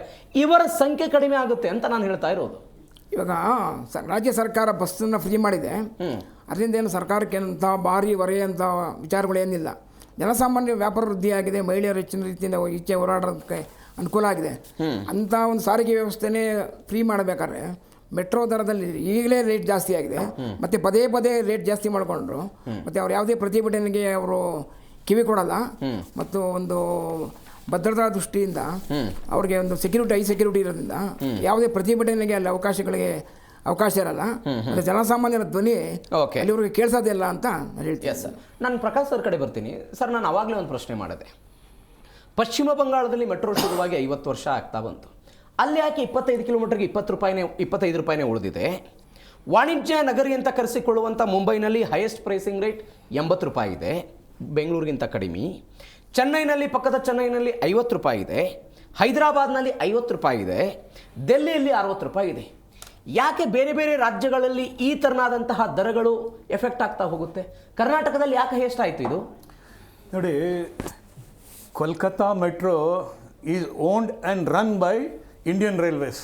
Okay, not by West Bengal government. Okay. So any Indian Railways track or under arm of Indian Railways, they are always highly subsidized. Okay. ಇವತ್ತು ಇಂಡಿಯನ್ ರೈಲ್ವೇಸ್ ಪರ್ ಕಿಲೋಮೀಟರ್ಗೆ ₹1 ಆದರೆ ಬರೀ 48 ಪೈಸಾ ಅವ್ರು ಚಾರ್ಜ್ ಮಾಡ್ತಾರೆ. ಹೌದು. 52 paisa is subsidised, highly subsidised, because ಜನರಿಗೆ ಒಂದು ಒಳ್ಳೆ ಅನುಕೂಲ ಆಗ್ಲಿ ಅಂತ. ಇದು ಓಡಾಡೋಕ್ಕೆ ಅನುಕೂಲ ಆಗಲಿ, ಟ್ರಾವೆಲ್ ಮಾಡೋಕ್ಕೆ ಕಮ್ಯೂಟ್ ಮಾಡೋಕ್ಕೆ ಅನುಕೂಲ ಆಗಲಿ ಅಂತ. ಇವಾಗ ನಾನು ಇಲ್ಲಿ ಫೈನಾನ್ಸ್ ಡೈರೆಕ್ಟ್ರು, ನಾನು ಇಲ್ಲಿ MD, ನನ್ನ ಹತ್ರ ಎಲ್ಲ ರೆಕಾರ್ಡ್ಸ್ ಬರುತ್ತೆ, ಏನು ಅರ್ನಿಂಗ್ಸ್ ಇದೆ, ಏನು ನಾವು ಕೊಡಬೇಕಾಗಿದೆ. ಆಮೇಲೆ ನಾವು ದರ ನಿಶ್ಚಯ ಮಾಡುವಾಗ ಅವ್ರು ಫಾರಿನ್ಗೆ ಹೋದ್ರು, ಓಕೆ. ಯಾರೋ fair fixation committee chairman and team ಆ ದರನೂ ನೋಡಿದ್ರು. ಮತ್ತು ಅವ್ರಿಗೆ ನಮ್ಮ ದೇಶದಲ್ಲೇ ದರ ವ್ಯತ್ಯಾಸ ಇದೆ ಅದು ಗೊತ್ತಾಗ್ಲಿಲ್ವಾ ಅವ್ರಿಗೆ? ಸರ್ ನಾನು ಸ್ವಲ್ಪ ಇಂಟರಪ್ಟ್ ಆಗ್ತೀನಿ. ಹಾ. ಇಫ್ ಈ ಫೇರ್ ಫಿಕ್ಸೇಷನ್ ಕಮಿಟಿ ಇರುತ್ತಲ್ವಾ, ಆ ಕಮಿಟಿ ಡಿಸಿಷನ್ ತೆಗೆದುಕೊಳ್ಳುವಾಗ ಕೇವಲ ಮೆಟ್ರೋಕ್ಕೆ ಬರುವಂತ ಆದಾಯ ಹೇಗೆ, ಜಾಹೀರಾತು ಹೇಗೆ, ನಿರ್ವಹಣೆ ಹೇಗೆ, ಇದಷ್ಟು ಚರ್ಚೆ ಆಗುತ್ತೋ, ಸಾರ್ವಜನಿಕರು ಇದರಲ್ಲಿ ಓಡಾಡ್ತಾರೆ, ಅವರನ್ನು ಕೂಡ ನಾವು ಗಣನೆಗೆ ತೆಗೆದುಕೊಳ್ಳಬೇಕು ಅನ್ನೋ ಚರ್ಚೆ ಆಗುತ್ತೋ? ಚರ್ಚೆ ಆಗಲ್ಲ. 99% ಅಲ್ಲಿ ಅವ್ರದ್ದು ಮೇಯ್ನು ಹೆಂಗ್ to balance or How to collect income ಅಷ್ಟೇ. 1% ಇರ್ಬೋದು. ನಾನು 2 ಸತಿ ಲೆಟರ್ ಬರೆದೆ. ಓಕೆ. ನನಗೆ ಚೇರ್ಮನ್ ಫೇರ್ ಫಿಕ್ಸೇಷನ್ ಕಮಿಟಿಗೆ ಲೆಟರ್ ಬರೆದೆ ಥ್ರೂ ಪ್ರಾಪರ್ ಚಾನಲ್, ಅಂದರೆ MD BMRCL. ಸರ್, ನಮಗೆ ಒಂದು ಅವಕಾಶ ಕೊಡಿ, ನಾವು ನಿಮಗೆ ನಮ್ಮ ಪ್ಯಾಸೆಂಜರ್ಸ್ ವರ್ಷನ್ ಕೊಡ್ತೀವಿ, ನಿಮಗೆ ಒಳ್ಳೆ ಸಲಹೆ ಕೊಡ್ತೀವಿ, ಒಳ್ಳೆ ನಮ್ಮ ಈ ಜನರ ಅಭಿಪ್ರಾಯ ಮಂಡಿಸ್ತೀವಿ ಅಂತ ನಾವು ಹೇಳಿದ್ವಿ. 2 ಸತಿ ನಾನು ಕೇಳಿದ್ದೀನಿ ಸರ್, MD ಅವ್ರಿಗೂ ಕೇಳಿದೆ, ಹಿಂದಿನ MD, ಇವತ್ತಲ್ಲ. ನನಗೆ ಅವಕಾಶ ಸಿಕ್ಕಲಿಲ್ಲ. ಓಕೆ. ನನಗೆ ಅವಕಾಶ ಸಿಕ್ಕಿದ್ರೆ ಖಂಡಿತ ನಾನು ನನ್ನ ವರ್ಷನ್ ಮಂಡಿಸ್ತಿದ್ದೆ. ಸೊ ನೀವು ಮಾಸ್ ಟ್ರಾನ್ಸ್ಪೋರ್ಟ್ ಆಗಿ ತೊಗೊಂಡು ಇದನ್ನ ನೀವು ಪ್ರಾಫಿಟ್ ವ್ಯಾಪಾರ ಅಂತ ತಿಳ್ಕೊಂಡು ಮಾಡಿದ್ರೆ you cannot justify, okay, you cannot run as a mass transport. Yes. ನಾನು ಎಷ್ಟು ಸಾಲ ಮಾಡಿಬಿಟ್ಟಿದ್ದೀನಿ ಅಂದರೆ ಇವಾಗ ನಿಮ್ಮ ಓವರ್ ಹೆಡ್ಸ್ ನೀವು ಕಂಟ್ರೋಲ್ ಮಾಡಬೇಕು. ನಾನು ಒಂದು ಉದಾಹರಣೆ ಕೊಡ್ತೇನೆ. ನಿಮ್ಮ ಆಫೀಸಲ್ಲಿ ಇದೆ ಶಾಂತಿನಗರದಲ್ಲಿ, 2 ಕಡೆ ಇದೆ. ಆ ದುಡ್ಡು ಉಳಿತಾಯ ಆಗ್ತಿರಲ್ವಾ? ಸೊ ಹೆಂಗೆ ಕಂಟ್ರೋಲ್ ಮಾಡಬೇಕು ಎಕ್ಸ್ಪೆಂಡಿಚರು, ಅದು ನೋಡಬೇಕು. ಎಸ್. ಸಿ, ಬಿಸ್ನೆಸ್ ಮ್ಯಾನ್ ಒಬ್ಬ ಪ್ರೈವೇಟ್ ಮಾಡಿದವನು ಅವ್ನ ಪಾಪ ಎಲ್ಲ ನೋಡ್ತಾನೆ. Yes sir. ಮೇಡಮ್, ಇಲ್ಲಿ ಪ್ರಮುಖವಾಗಿ ಆಲೋಚನೆ ಮಾಡೋದು, ಹೋದ ವರ್ಷ ಏರಿಕೆ ಮಾಡಿದ್ರು, ಈ ವರ್ಷ ಏರಿಕೆ ಮಾಡಿದ್ರು. ಜುಲೈ 2024ರಲ್ಲಿ ದೈನಂದಿನ ಪ್ರಯಾಣಿಕರ ಸಂಖ್ಯೆ ನಮ್ಮ ಮೆಟ್ರೋದಲ್ಲಿ 7,62,361 ಇತ್ತು ಮೇಡಮ್ 2024ರಲ್ಲಿ. 2025ರಲ್ಲಿ ಅದರ ಪ್ರಮಾಣ 10,48,000ಕ್ಕೆ ಏರಿಕೆ ಆಗಿದೆ. ನಮ್ಮ ಮೆಟ್ರೋದ ಎಲ್ಲ ಭಾಗಗಳಲ್ಲೂ ಕೂಡ ಓಡಾಡುವವರ ಸಂಖ್ಯೆ 10,48,000. ಬೆಂಗಳೂರಿನಲ್ಲಿ 83 ಮೆಟ್ರೋ ಸ್ಟೇಷನ್ಗಳಿದೆ. ನಾನು ಡಾಟಾ ನೋಡ್ತಾ ಇದ್ದೆ. ಈ 83 ರೈಲ್ವೆ ಸ್ಟೇಷನ್ಗಳ ಪೈಕಿ ಮೆಟ್ರೋ ಫೀಡರ್ ಬಸ್ ಸೇವೆ ಇರೋದು ಕೇವಲ 20 ಸ್ಟೇಷನ್ಗಳಿಗೆ ಮಾತ್ರ. 20 ಸ್ಟೇಷನ್ಗಳಿಗೆ ಮಾತ್ರ. ದರ ಏರಿಕೆ ಮಾಡ್ತೀವಿ, ಮೂಲಭೂತ ಸೌಲಭ್ಯಗಳನ್ನು ಕೊಡ್ತೀವಿ ಅಂತ ಹೇಳ್ತಾರೆ. ಸರಿಯಾದ ಸಮಯಕ್ಕೆ ಮೆಟ್ರೋ ಬರೋದಿಲ್ಲ ಅನ್ನುವಂಥ ಆರೋಪ ಎಲ್ಲೋ ಲೈನಲ್ಲೂ ಕೂಡ ಇದೆ. ಹೆಚ್ಚಿನ ಬೋಗಿಗಳನ್ನು ಕೊಡ್ತಾ ಇಲ್ಲ ಅನ್ನುವಂಥ ಆರೋಪ ಇದೆ. ನಾನು ಹೇಳ್ತಾ ಇರೋದು, ಗ್ರಾಹಕರಿಂದ ನೀವು ಹೆಚ್ಚು ಹೆಚ್ಚು ಹಣವನ್ನು ತೆಗೆದುಕೊಂಡಂತೆ ಸೌಲಭ್ಯಗಳನ್ನು ಕೂಡ ಕೊಡಬೇಕು. ಆ ಸೌಲಭ್ಯಗಳು ಇವತ್ತು ನಮ್ಮ ಮೆಟ್ರೋದಲ್ಲಿ ಇಲ್ಲ ಅಂತ ನನ್ನ ಪ್ರಶ್ನೆ. ಖಂಡಿತನಾ ನಿಜಾನಾ ಇದು? ಖಂಡಿತ. Every citizen, people think bari middle class and upper middle class is paying taxes. No, every citizen of India is paying taxes. Because even if lower middle class, the lower income people are going and buying one matchbox or even one kerosene tablet, is being taxed. Everybody is taxed. So like he correctly said, subsidize yak ಮಾಡಬೇಕು, because the government is collecting taxes from us. Yes. It is the government's responsibility to give certain benefits in return for a citizen. Correct? ನೀವು ಇವಾಗ people will say, ನೀವು ಯಾಕೆ ಫಾರಿನ್ಗೂ ಇಂಡಿಯಾಗೂ compare ಮಾಡ್ತೀರಾ? Because foreign also, if people are paying taxes, every bit of that tax money is return to them by giving them a proper road, by giving them a proper health benefit, by giving them proper public transport. So ಇಲ್ಲಿ ನಮ್ಮ metro ಏನಾಗಿದೆ, it is become more like a private decision making than the public service. It is very simple. Because ನೀವು ಒಂದು very correctly he shed, ಒಂದು bus free ಮಾಡಿದಾಗ ಹೆಣ್ಮಕ್ಳಿಗೆ ಎಷ್ಟೋ ಹೆಣ್ಮಕ್ಳು ಕೆಲ್ಸಕ್ಕೆ ಹೋಗದೆ ಇದ್ರು ಬಿಫೋರ್. ಇವಾಗ ಎಷ್ಟೋ ಹೆಣ್ಮಕ್ಳು ಕೆಲ್ಸಕ್ಕೆ ಹೋಗಕ್ ಸ್ಟಾರ್ಟ್ ಮಾಡಿದ್ದಾರೆ, basically because they don't have to go ask ಅವ್ರ ಮನೆಯಲ್ಲಿ ಕಾಸು ಕೊಡಿ, ನಾನು ಓಡಾಡಕ್ಕೆ ದುಡ್ಡು ಬೇಕು ಅಂದ್ರೆ ಬೈತಾರೆ ಮನೇಲಿ, ನನ್ಗೆ ಇರೋ ಖರ್ಚಲ್ಲಿ ನೀನ್ ಬೇರೆ ಖರ್ಚಿಕ್ ಬೇಡಮ್ಮ ಅಂತ. ಬಸ್ ಫ್ರೀ ಇದೆ, ಅಮ್ಮ ಓಡ್ಬಿಟ್ಟು ಎಲ್ಲಿ ಬೇಕಾದ್ರೂ ಕೆಲಸ ಮಾಡ್ಬಿಟ್ಟು ಮನೆಗೆ ತರ್ಕೊಂಡ್ಬ, she is also contributing economically, correct ಅಲ್ವಾ? So if you are increasing things like this, if you are increasing prices like this without including the stakeholders ಯಾರು stakeholders of the metro? One of the important stakeholder is the person who is travelling in the metro. Why are you not considering him? That is what we are saying. Every time that decisions are always made by keeping the stakeholders away. ನಮ್ ಕಣ್ಣಿಗೆ blind I ಮಾಡ್ಬಿಟ್ಟು ದೂರ ಮಾಡ್ತಾರೆ, ಬೇಜಾರಾಗ್ಬಿಟ್ಟು ಹೋರಾಟ ಮಾಡ್ತೀವಿ, ಎಲ್ಲ ಬರ್ತೀವಿ, ಬೀದಿಗೆ ಬರ್ತೀವಿ, ಎಲ್ಲ ಮಾಡ್ತೀವಿ. ಅದಲ್ಲ ಆದ್ಮೇಲೆ ನಾವೇನ್ ಮಾಡ್ತೀವಿ ಗೊತ್ತಾ? 25 ಕಿಲೋಮೀಟರ್ಗೆ ನಾನು 95 ರೂಪೀಸ್ ಕೊಡ್ಬೇಕಾ, ಬಿಡು ನಾನು 2 ವೀಲರ್ ಪೆಟ್ರೋಲ್ ಹಾಕ್ಬಿಟ್ಟು ಹೋಗ್ಬಿಟ್ಟು ಬರ್ತೀನಿ. ಟ್ರಾಫಿಕ್ ಜಾಸ್ತಿ ಆಗುತ್ತೆ, ರೋಡಲ್ಲಿ ಟ್ರಾಫಿಕ್ ಜಾಸ್ತಿ ಆಗುತ್ತೆ, ಕಂಜೆಷನ್ ಜಾಸ್ತಿ ಆಗುತ್ತೆ, ಲಂಗ್ ಇನ್ಫೆಕ್ಷನ್ಸ್ ಜಾಸ್ತಿ ಆಗುತ್ತೆ ಅಲ್ವಾ? ಇವಾಗ ಡೆಲ್ಲಿಯಲ್ಲಿ ನೋಡ್ತಿದ್ದೀರಾ, ಲಂಗ್ ಇನ್ಫೆಕ್ಷನ್ಸ್ ಜಾಸ್ತಿ ಆಗುತ್ತೆ, ಆಲ್ರೆಡಿ ಆಗಿದೆ, ರಿಪೋರ್ಟ್ ತೆಗೆದ್ಬಿಟ್ಟು ನೀವು ನೋಡಿದ್ರೆ, because of traffic congestions in Bangalore city, people are having lung infections issues. So they are trying to penalise the citizen, common man more and more. Yes. Irrespective of paying taxes, we are getting nothing in return but being penalized and burdened. Yes. Prakash sir, ಒಂದು ಆರೋಪ ಬಿಜೆಪಿಯ PC Mohan ಮಾಡಿದ್ದಾರೆ.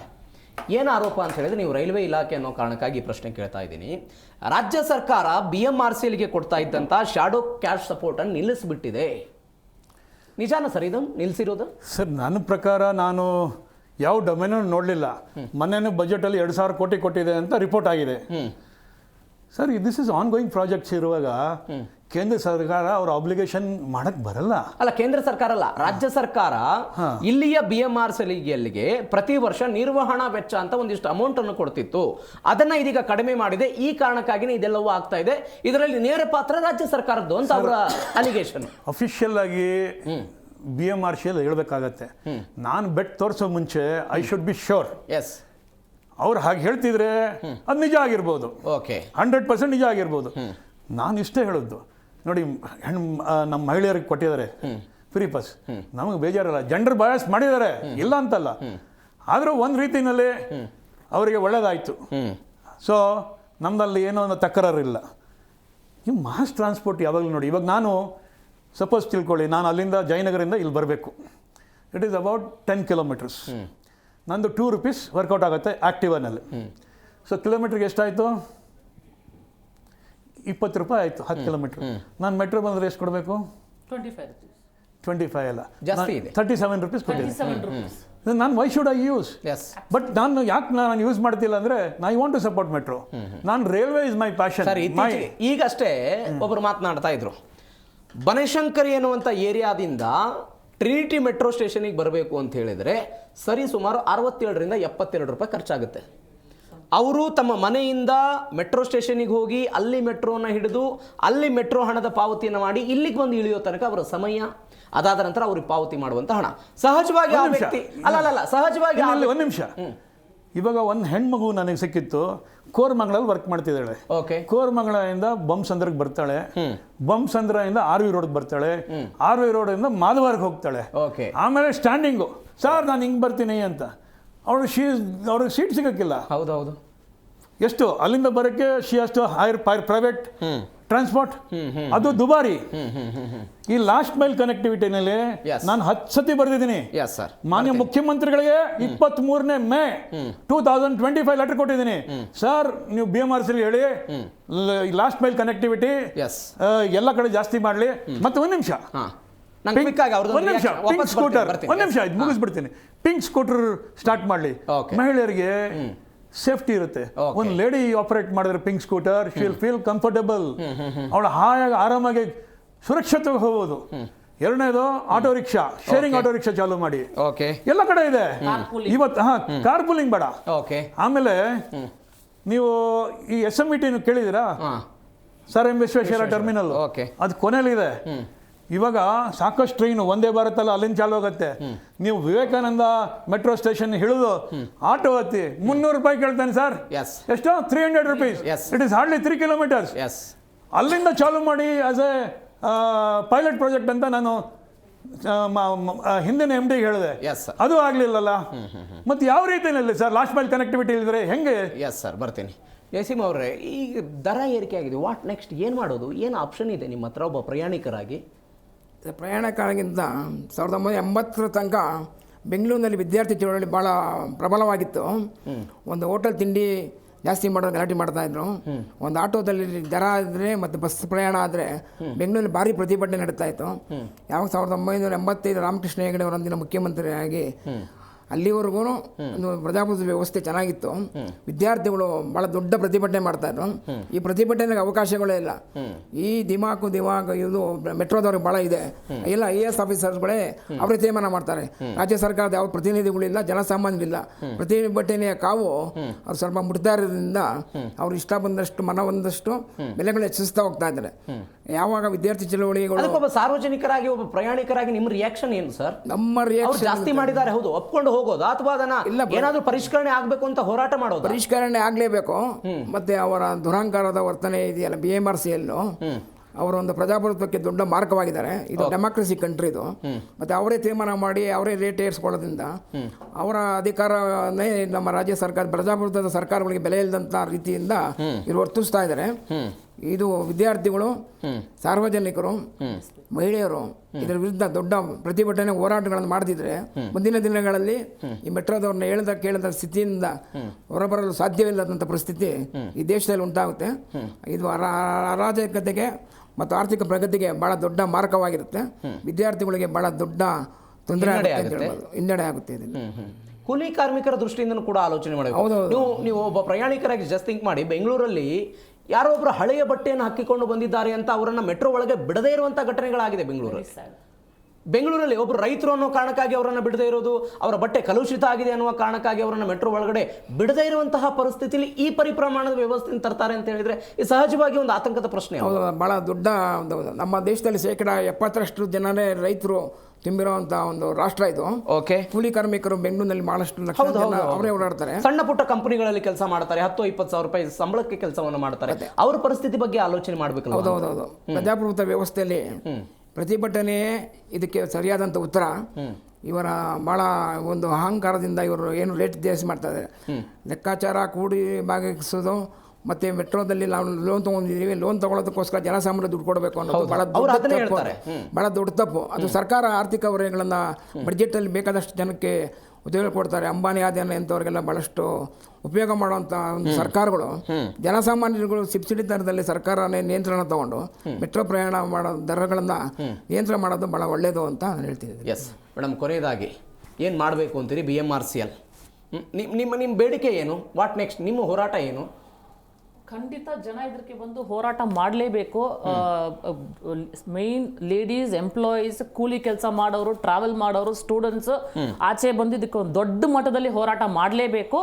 And if they are before they decide and bring it in to implementation, ಇದನ್ನ ಬಂದು ಹೋರಾಟ ಮಾಡಿ ನಾವು ನಿಲ್ಲಿಸಬೇಕು to reduce the percentage of that least fare being increased. That has to happen.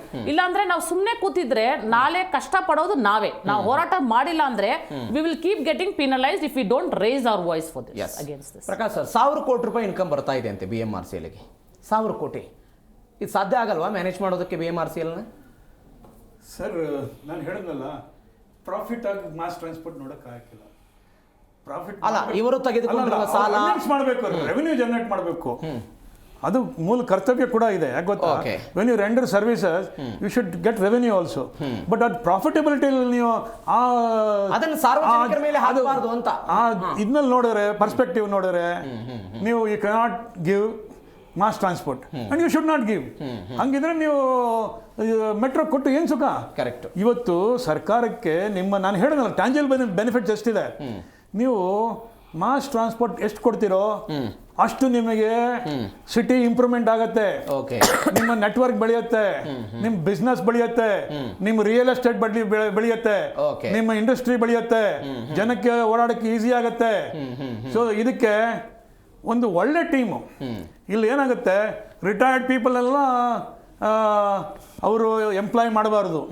Very dynamic ಪೀಪಲ್ನ ಅವ್ರನ್ನ ತಗೊಂಡು ಅವ್ರಿಗೆ ಆಮೇಲೆ ಇದ್ರ ಚಿಂತನೆ ಹೆಂಗ್ ಗೊತ್ತಾ, ವಿಷನ್ ಇಟ್ಕೊಂಡು ಕೆಲಸ ಮಾಡಬೇಕು. How I can improve the services, Yes. What are the next gen value added service I can give. Yes. ಆ ದೃಷ್ಟಿಯಲ್ಲಿ ಥಿಂಕ್ ಮಾಡಿ. ಇಲ್ಲಿ ನಮಗೆ ಮಾತಾಡಕ್ ಬಿಡಲ್ಲ, ನಮ್ಮ ಹತ್ರ ಒಂದಿನ ಕರೆದಿಲ್ಲ. ನಾವು ಇಷ್ಟು ಇವತ್ತು ಸರ್, ನಾನು ಆ ಜಯನಗರಲ್ಲಿ ಆ ಮೆಟ್ರೋ ವಯಾಡಕ್ಟ್ ಹಾಕಕ್ಕೆ ನಾವು ಎಷ್ಟು ಹೆಲ್ಪ್ ಮಾಡಿದ್ವಿ BMRCL ಅಲ್ಲಿ. Okay. 2005 ನಮ್ ಲೈನ್ ವಯಾಡಕ್ಟ್ ಆಯ್ತು, ಆದ್ರೆ ನಮ್ ಲೈನ್ ಚಾಲು ಆಗಿದ್ದು 2014-15ನಲ್ಲಿ. Yes sir. ಅಂದ್ರೆ ನಮಗೆ ಯಾರು ಮಾತಾಡಿಸೋರು ಇಲ್ಲ, ಕೇಳೋರು ಇಲ್ಲ, Yes, yes. ಹೋದ್ರೆ ರೆಸ್ಪಾನ್ಸ್ ಕೊಡೋರು ಇಲ್ಲ. ನೋಡೋಣ ಇದೆ, ಸರ್ ಏನಾಗುತ್ತೆ. ನಾವೇನೋ ಯಾವುದೋ ಬೇರೆ ದೇಶದಿಂದ ಬಂದಂಗೆ ಕಾಣ್ತೀವಿ ಅಂದ್ರೆ ಏನು ಮಾಡೋಕ್ಕಾಗಿಲ್ಲ Yes, ಸರ್. ಸರ್. ನೋಡೋಣ ಏನಾಗುತ್ತೆ ಅನ್ನೋ ಒಂದು ಆಶಾಭಾವನೆ ಇದೆ. ಸರ್ಕಾರ ಇದನ್ನು ಗಂಭೀರವಾಗಿ ತೆಗೆದುಕೊಳ್ಳುತ್ತೆ ಅಂತ. Thank you so much. ಇಷ್ಟು ಚರ್ಚೆಯಲ್ಲಿ ಭಾಗವಹಿಸಿದ್ದಕ್ಕೆ 3 ಜನರಿಗೂ ಕೂಡ thank you so much. Yes, metro ದರ ಏರಿಕೆಯ ವಿರುದ್ಧ ಸಾರ್ವಜನಿಕ ಆಕ್ರೋಶವಂತೂ ತಳಹಂತದಲ್ಲಿಯೇ ಶುರುವಾಗ್ತಾ ಇದೆ. ಇದನ್ನು ರಾಜ್ಯ ಸರ್ಕಾರ ಕೇಂದ್ರದ ಮೇಲೆ ಹಾಕುತ್ತೋ, ಕೇಂದ್ರ ರಾಜ್ಯದ ಮೇಲೆ ಹಾಕುತ್ತೋ, ಇವೆರಡರ ನಡುವೆ ಸಾರ್ವಜನಿಕ ಹಿತಾಸಕ್ತಿ ಮೊದಲ ಆದ್ಯತೆ ಆಗಲಿ ಅನ್ನೋದು ನಮ್ಮ ಆಶಯ. ಇದರೊಂದಿಗೆ ಇವತ್ತಿನ ಮೆಗಾ ಸುದ್ದಿಯನ್ನು ಮುಗಿಸ್ತಾ ಇದ್ದೀನಿ. ಮತ್ತಷ್ಟು ಸುದ್ದಿಗಾಗಿ ನೋಡ್ತಾ ಇರಿ ಜೀ ಕನ್ನಡ ನ್ಯೂಸ್. ಸತ್ಯವೇ ಸುದ್ದಿಯ ಜೀವಾಳ.